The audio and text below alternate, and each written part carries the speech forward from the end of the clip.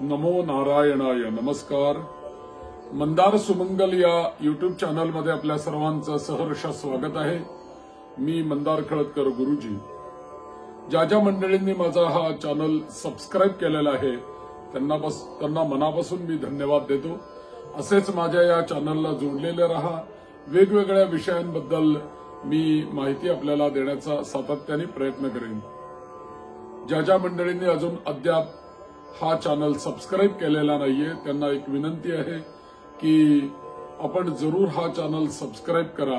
शेजारी असलेला bell icon दाबून ऑल हा पर्याय निवडा. म्हणजे कोणत्याही व्हिडिओचं पहिल्यांदी नोटिफिकेशन आपल्याला प्राप्त होईल. आणि जे जे व्हिडिओ आपल्याला आवडतील त्या व्हिडिओला लाईक करा आणि आपल्या परिवारामध्ये जरूर शेअर करत राहा.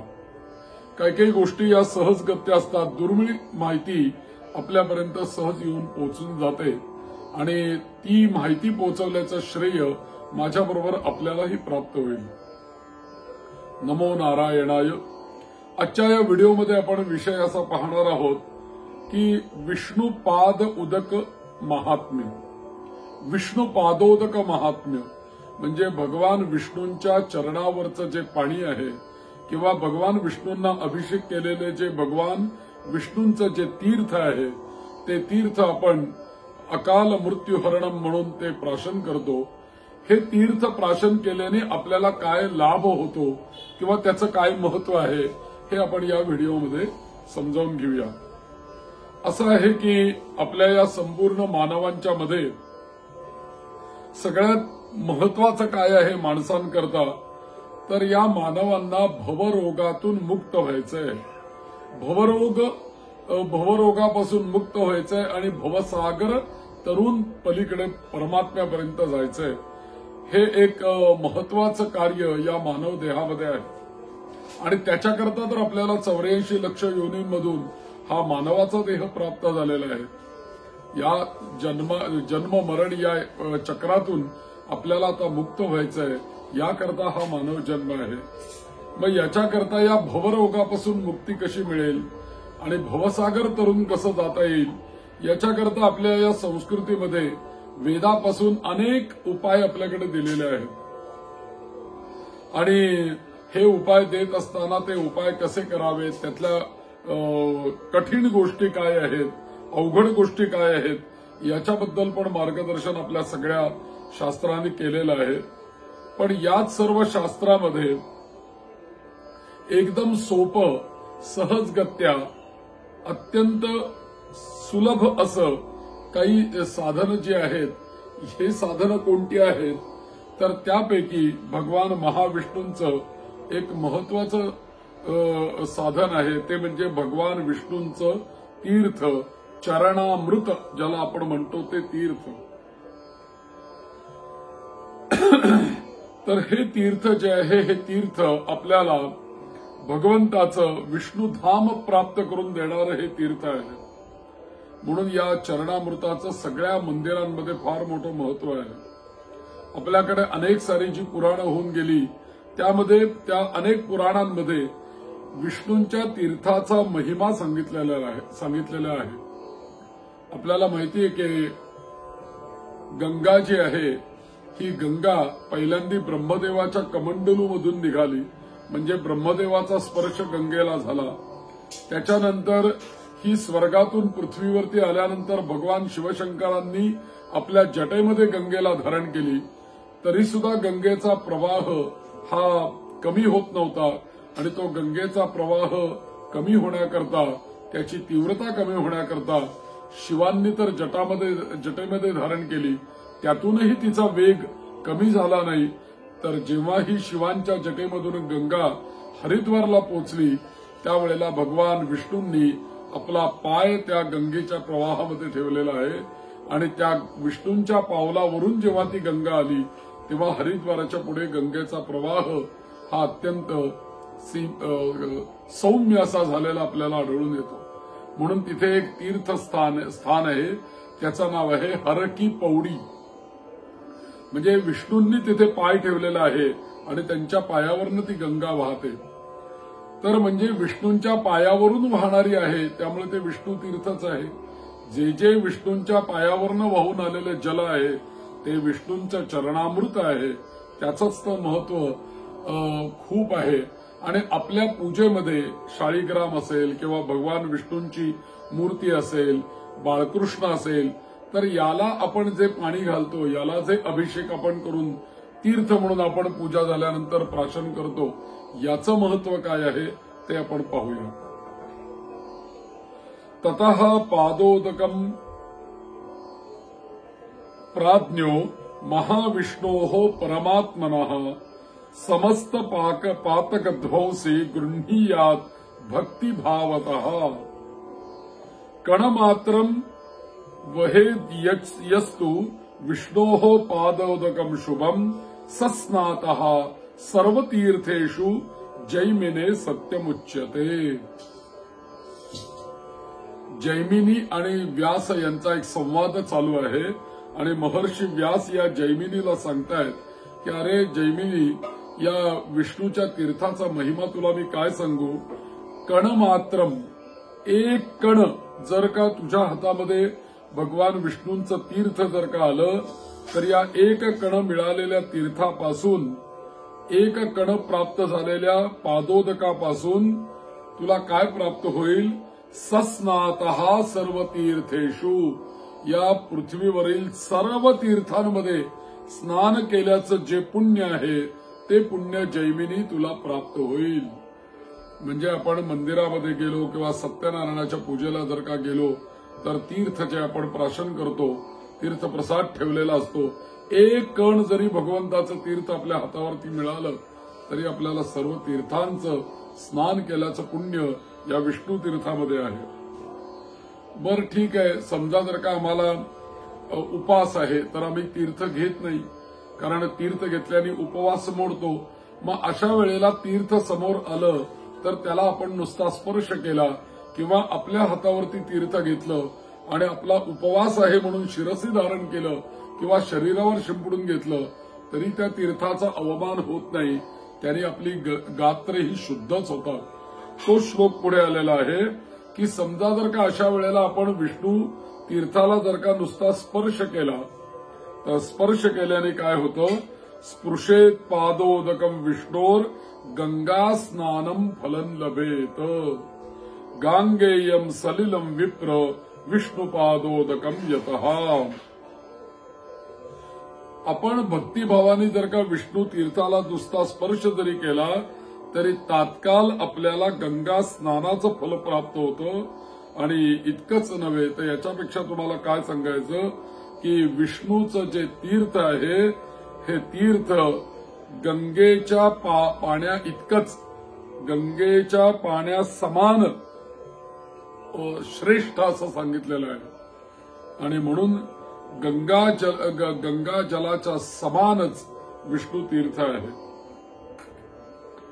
म्हणून जो कोणी या श्रीहरी विष्णूंच्या तीर्थाला स्पर्श करतो, या स्पर्श केल्याने अकाल मरण नास्ती नास्ती व्याधी भयं तथा यस्पृशेत पाद सलिलम केशवस्य महात्मनः. विष्णूंच्या तीर्थाला नुसता स्पर्श भक्तिभावाने जरी केला तर पहिलं फल आपल्याला काय मिळतं. अकाल मृत्यू होणार नाही. अकाल मरण नास्ती, अकाली मृत्यू आपल्याला येणार नाही. दुसरी गोष्ट नास्ती व्याधी भयम, आपल्याला कोणत्याही व्याधीचं भय बाळगण्याचं कारण नाही. आणि यस्पृशेत पाद सलिलम, भगवान विष्णूंच्या शरीरावरून वाहून आलेलं किंवा विष्णूंच्या चरणावरून वाहून आलेलं जे तीर्थ आहे हे तीर्थ याला जरी आपण भक्तिभावाने स्पर्श केला तरी सुद्धा या दोन गोष्टी अत्यंत महत्वाच्या आपल्याला प्राप्त होतात. अकाल मृत्यू नाहीसा होतो, अकाल मृत्यू येत नाही आणि व्याधींचा भय नाहीसा होतो. असं हे विष्णूंचं तीर्थ आहे. मग आपल्याला जो तीर्थ घेताना श्लोक म्हटला जातो त्या श्लोकाची सुरुवात काय आहे. अकाल मृत्यू हरणम सर्व व्याधी विनाशनम विष्णुपादोदकं तीर्थम जठरे धारयाम्यहम. तीर्थ मुळामध्ये भगवंताचं घ्यायचंय, कारण अकाल मृत्यू हरणम, अकाली मृत्यू येऊ नये म्हणून आपण तीर्थ प्यायचंय. आणि पुढे त्या श्लोकात सांगितलंय अकाल मृत्यू हरणम सर्व व्याधी विनाशनम, अनेक प्रकारच्या व्याधींचा नाश तीर्थ प्राशन केल्याने होतो. म्हणून सर्व व्याधी विष्णुपादोदकं तीर्थम जठरे धारयामी अहम, अतिशय श्रद्धेने आपण तीर्थ ते प्राशन करावं, याचं महत्व आहे.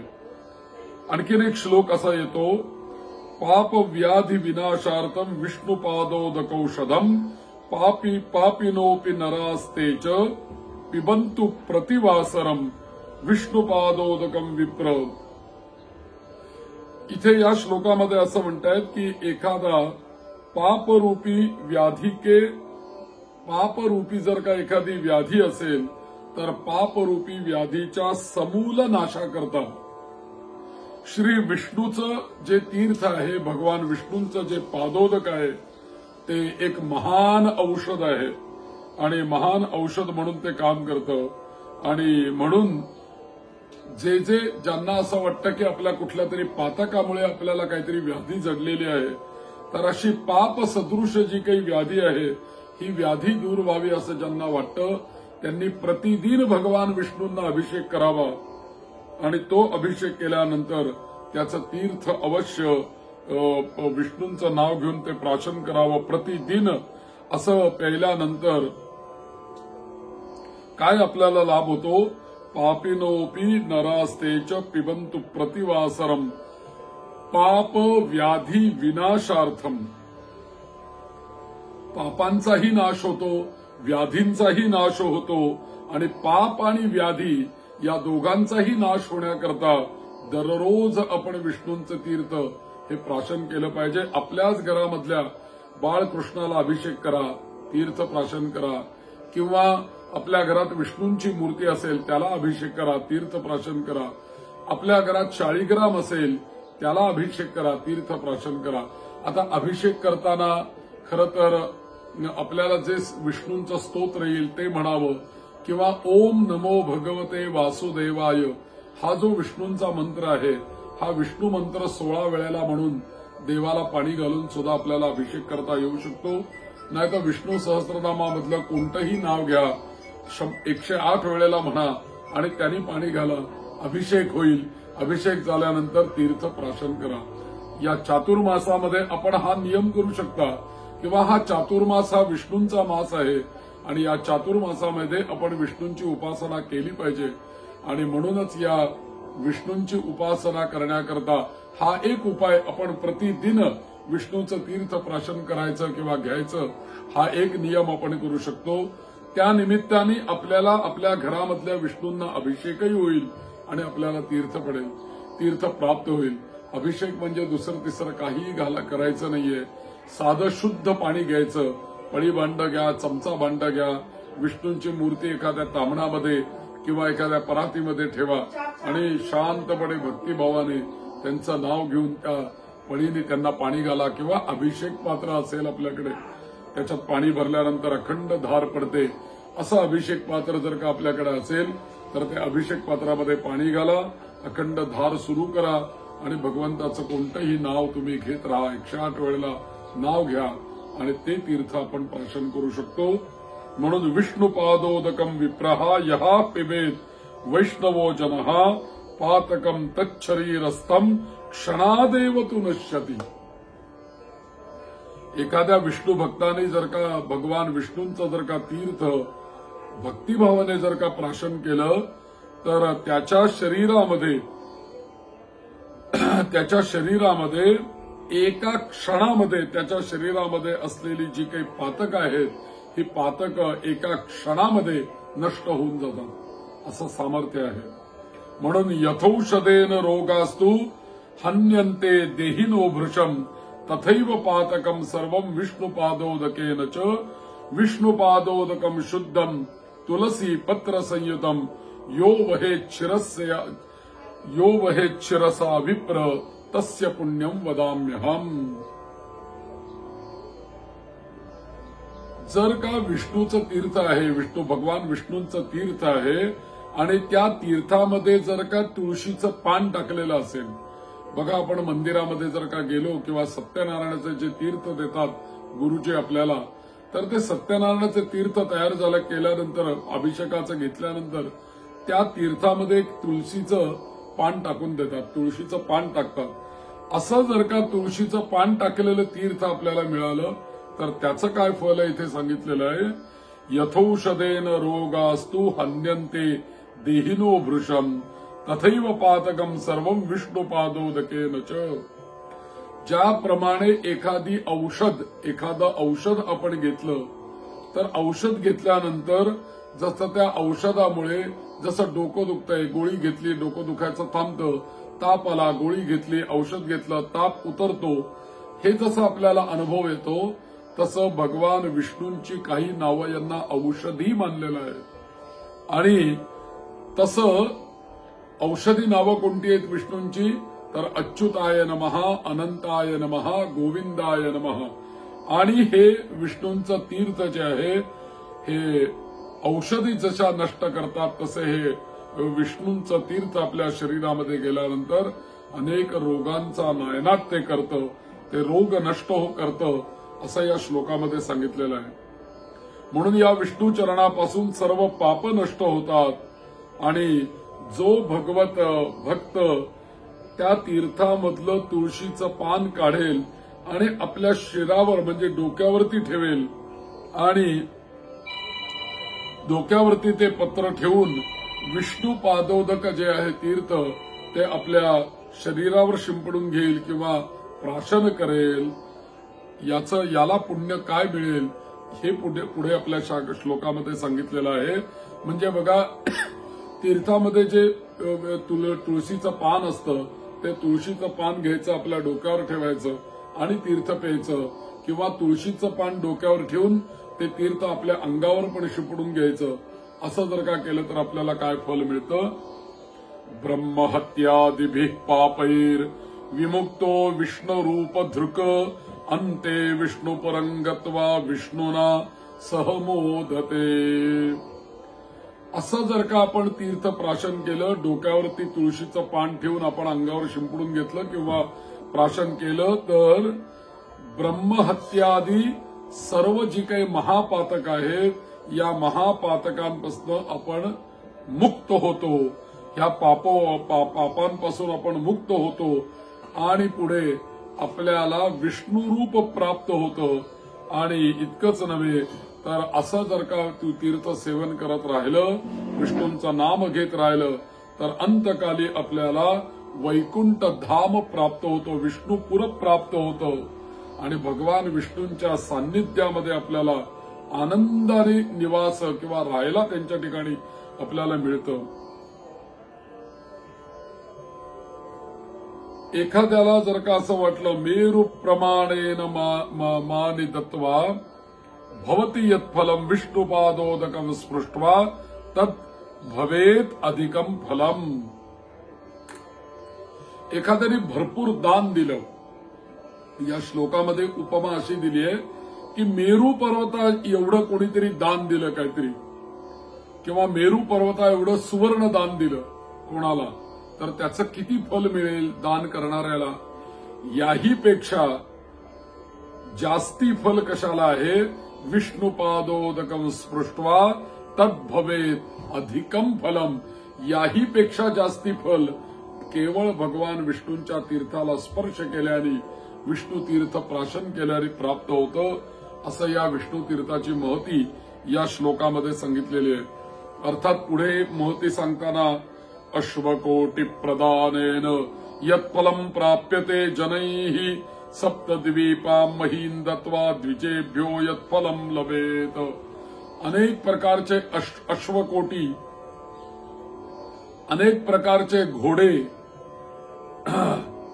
दान केल्याचं जे फल आहे ते फल प्राप्त होतं केवळ विष्णू तीर्थांनी. आणि सप्तद्वीपासहित पृथ्वी दान केल्याचं पुण्यही विष्णू तीर्थाने आपल्याला प्राप्त होतं. इतका या विष्णू तीर्थाचा महिमा आहे. तत्फलम लभते मर्त्यो विष्णुपादोदकं स्पृशम अश्वमेध सहस्राणि कृत्वा भवति यत्फलम. 1000 अश्वमेध याग केले तर काय पुण्य प्राप्त होईल? ते पुण्य आपल्याला नित्य विष्णू तीर्थ प्राशनाने प्राप्त होतं. दीर्घिका शतदानेन यत् पुण्यम परकीर्तनम तस्मात् अपि अधिकम पुण्यम लभेत पादोदकम स्पृशन्न. म्हणजे शेकडो पाणपोया जर का निर्माण केल्या, त्याचं दान केलं समाजाकरता, तर त्याच्यापासून जे पुण्य प्राप्त होतं त्याच्यापेक्षा अधिक पुण्य आपल्याला विष्णूंचं तीर्थ प्राप्त प्राशन केल्याने होतं. किंबहु बहुनाही किमुक्तेन संक्षेपात उच्यते मया विष्णू पादोदक स्पर्शान मुक्तो भवती मानवः. याच्यापेक्षा मी काय सांगू असं ते ऋषी म्हणतायत की केवळ विष्णू पादोदकाचा स्पर्श जरी आपल्याला झाला तरी मुक्ती प्राप्त होते असं सांगितलेलं आहे. एखादी व्यक्ती जर का मरणासन्न प्राप्त झाली तर गरुड पुराणामध्ये असं सांगितलेलं आहे, अगदी मृत्यू समीप आला तर आपण शेवटी त्या मृत्यूच्या जवळ गेलेल्या व्यक्तीच्या मुखामध्ये आपण गंगा घालतो, तुळशीचं पान ठेवतो, मंजिरी ठेवतो. त्याबरोबर अंतकाली मृत्यू समीप ज्याचा आलेला आहे त्याला विष्णूंना अभिषेक करून त्याचं तीर्थ त्याच्या मुखामध्ये घालायला सांगितलेलं आहे. तिथे गरुड पुराणामध्ये असं सांगितलेलं आहे की शाळीग्राम जो असतो विष्णूंचा, त्या शाळीग्रामाला अभिषेक करावा आणि त्याचं तीर्थ त्या मरणासन्न व्यक्तीच्या मुखामध्ये घालावं. असं जर का त्याच्या मुखामध्ये तीर्थ गेलं तर किंवा त्याचा स्पर्श जरी झाला, त्या तीर्थाचा स्पर्श जरी त्याचा झाला तरी सुद्धा स्पर्शान मुक्तो भवती मानवः. केवळ अशा स्पर्शाने त्याला मुक्ती प्राप्त होईल एवढं या तीर्थाचं महत्व आहे. म्हणून अंतकाली सुद्धा मुखामध्ये तीर्थ द्यावं असं गरुड पुराणाने सांगितलेलं आहे. म्हणून शिला ताम्रद तथा तोयम शंकः पुरुष सूक्तकम गंधो घंटा च तुलसीत्यष्टांगम तीर्थमुच्यते. कशा कशाला तीर्थ म्हटलेलं आहे याचा एक श्लोक इथे आलेला आहे की विष्णू पादोदकाच्या बरोबर तिथे त्या ठिकाणी शालिग्राम शिला जर का असेल, शंख मिश्रित जल जर का असेल, विष्णूंना लावलेलं चंदन मिश्रित जल असेल, तुलसी युक्त जर का जल असेल, ते सगळं तीर्थ जर का तांब्याच्या भांड्यामध्ये असेल आणि पुरुष सूक्ताचा अभिषेक जर का विष्णूंना केलेला असेल तर असं जे काही तीर्थ आहे किंवा घंटानाद करून जिथे अभिषेक केलेला असेल असं जर का अभिषेक केलेला असेल तर ही अष्टतीर्थांचं फल आपल्याला प्राप्त होईल एका तीर्थामध्ये. म्हणजे बघा, या ठिकाणी विष्णूंना अभिषेक करताना एकतर तो शाळीग्राम शिलेवरती असावा, तो जास्ती श्रेष्ठ, त्याचं तीर्थ जास्ती श्रेष्ठ. त्याच्यानंतर अभिषेक झाल्यानंतर ते अभिषेकाचं पाणी जेव्हा आपण एकत्र करू त्यावेळेला त्याच्यामध्ये शंखामधलं थोडंसं पाणी घालायचं. चंदन जे असतं शुद्ध चंदन, ते चंदन विष्णूंना आपण लावतो, ते पण त्याचा अर्कही त्या पाण्यामध्ये आलेला असला पाहिजे. त्याच्यानंतर तुळशीचं पान त्याच्यामध्ये असलं पाहिजे आणि हे सगळं तीर्थ एखाद्या तांब्याच्या भांड्यामध्ये असलं पाहिजे. आणि अभिषेक करताना पुरुष सूक्ताचा अभिषेक त्या विष्णूंना झालेला असला पाहिजे आणि तो घंटा नाद करत म्हणजे घंटा वाजवत तो अभिषेक केलेला असला पाहिजे. असा जर का अभिषेकाचं तीर्थ आपल्याला मिळालं तर ते अत्यंत श्रेष्ठ म्हणून सांगितलेलं आहे. आणि अष्टतीर्थ याला म्हटलेलं आहे. अष्टतीर्थांचं संयुक्त तीर्थ आपल्याला प्राप्त झालं असं आपल्याला समजायला हरकत नाही. म्हणून या ठिकाणी आपण तीर्थ घेत असताना अकाल मृत्युहरणम सर्वव्याधी विनाशनम विष्णुपादोदकं तीर्थम जठरे धारयाम्यहम अच्युतानंद गोविंद नामोच्चारण भेषजात नश्यन्ति सकला रोगाः सत्यम सत्यम वदाम्यहम. हे श्लोक म्हणून आपल्याला तीर्थ प्यायला सांगितलेलं आहे. तर मंडळी, आज आपण या चातुर्मासाच्या आता चातुर्मास सुरू झालेला आहे. थोड्याच दिवसात आपल्याकडे आता श्रावण मासही सुरू होतोय. तर या श्रावण महिन्यामध्ये चातुर्मासामध्ये कुठे ना कुठेतरी विष्णूंच्या मंदिरामध्ये आपल्याला विष्णूंचं तीर्थ प्राप्त होऊ शकतं किंवा रोज आपल्या घरातल्या विष्णूंच्या मूर्तीला, विष्णूंच्या बाळकृष्णाला किंवा शाळीग्रामांना अभिषेक करून आपण तीर्थप्राशन करू शकतो. आणि त्याचा लाभ काय आहे हे मी आपल्याला सांगितलेलं आहे. असेच माझ्या या युट्यूब चॅनलला जोडलेले रहा. चॅनल जर का सबस्क्राईब केलेला नसेल तर सबस्क्राईब करावा, व्हिडिओ लाईक करावे, आपल्या परिवारामध्ये शेअर करत राहावेत. येनकेनक प्रकारेनं आपल्याकडून या चॅनलला थोडीशी एक पुष्टी मिळावी आणि एक प्रकारच्या शुभेच्छा प्राप्त व्हाव्या हीच एक सदिच्छा नारायणाच्या चरणी व्यक्त करतो. आणि केलेली सेवा त्याच्या चरणी आपण अर्पण करूया. तीर्थप्राशनाचं महत्व समजल्यानंतर त्यापासून अनेक लोकांना त्याच्यापासून लाभ होऊ देत हीच त्याच्या चरणी प्रार्थना. नमो नारायणाय, नमो नारायणाय, नमो नारायणाय.